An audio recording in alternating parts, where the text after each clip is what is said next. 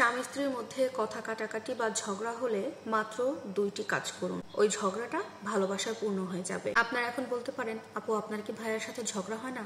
কেন হবে না ভাই, অবশ্যই হয়। একসাথে এক ছাদের নিচে থাকতে গেলে ঝগড়া কথা কাটাকাটি একটু একটু হবেই।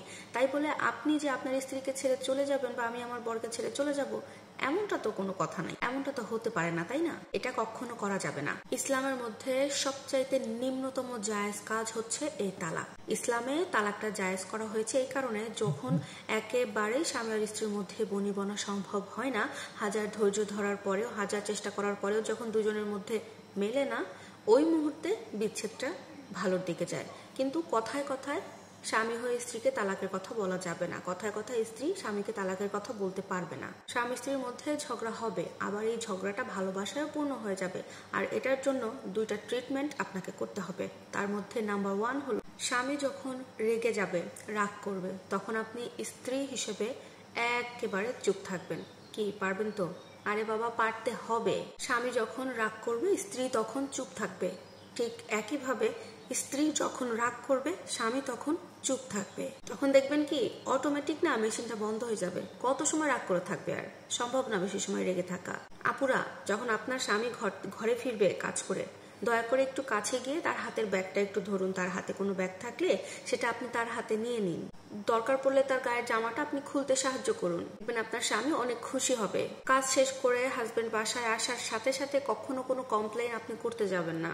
আপনি কমপ্লেন করার মতো সময় অনেক পাবেন, কিন্তু বাসায় ঢোকার সাথে সাথে কখনোই কোনো কমপ্লেন আপনি করবেন না। কিন্তু আমাদের মেয়েদের মধ্যে তো ধৈর্য কম। অধিকাংশ মেয়েরা কি করে, জামাই যখনই ঘরে ঢুকে সাথে সাথে, তুমি বাসায় আসতে এত লেট করলা, তোমার মা আমার সাথে এই কাজ করছে, তোমার মা এই দোষ করছে, সেই কাজ করছে, আমার ঘরে এটা নাই, তোমাকে ফোন দিছি তুমি ধরো নাই, এটা করো নাই কেন, সেটা করো নাই কেন, এটা নাই সেটা নাই, মানে এত পরিমাণে বাসায় আসার সাথে সাথে প্যারা দিতে পারি আমরা মেয়েরা, এত কমপ্লেন করতে পারি।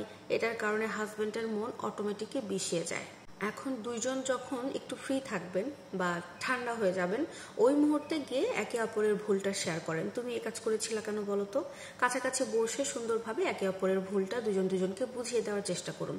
দেখবেন এখানে না কোনো ক্ষেত্রে ঝগড়া কথাকাটি হওয়ার কোনো চান্সই থাকবে না। কিন্তু আপনি ঘরে আসলেও সাথে সাথে যদি একটা কমপ্লেন করে বসেন, রেগে যান, সেও কাজ করে আসে, প্রেশার নিয়ে থাকে মাথায়, আপনিও কাজ করে গরমের মাথায় কথা বলে ফেলেন, এক্ষেত্রে ঝগড়াঝাটি হওয়ার চান্স থাকে বেশি।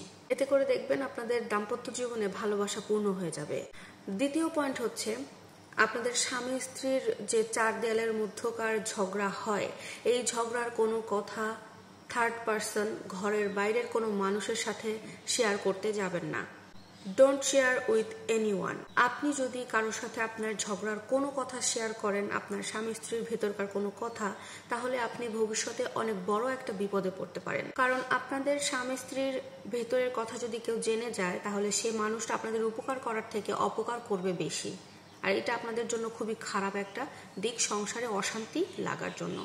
সো এই কাজটা করা থেকে বিরত থাকবেন। এই 2টা ট্রিটমেন্ট যদি আপনারা আপনাদের সংসার জীবনে রাখতে পারেন, দিতে পারেন, তাহলে দেখবেন সংসার জীবনে স্বামী স্ত্রীর মধ্যে ঝগড়া হবে, কিন্তু সেই ঝগড়াটা ভালোবাসায় পূর্ণ হয়ে যাবে, পরিপূর্ণ হয়ে যাবে, এবং আপনারা খুব সুখে স্বাচ্ছন্দ্যে দাম্পত্য জীবন পার করতে পারবেন। আশা করছি ভিডিওটা উপকারে আসবে এবং অবশ্যই এই 2টা জিনিস মানার চেষ্টা করবেন। সবাই ভালো থাকবেন। ভিডিওটা ভালো লাগলে লাইক, কমেন্ট, শেয়ার করে জানিয়ে দেবেন। আল্লাহ হাফেজ।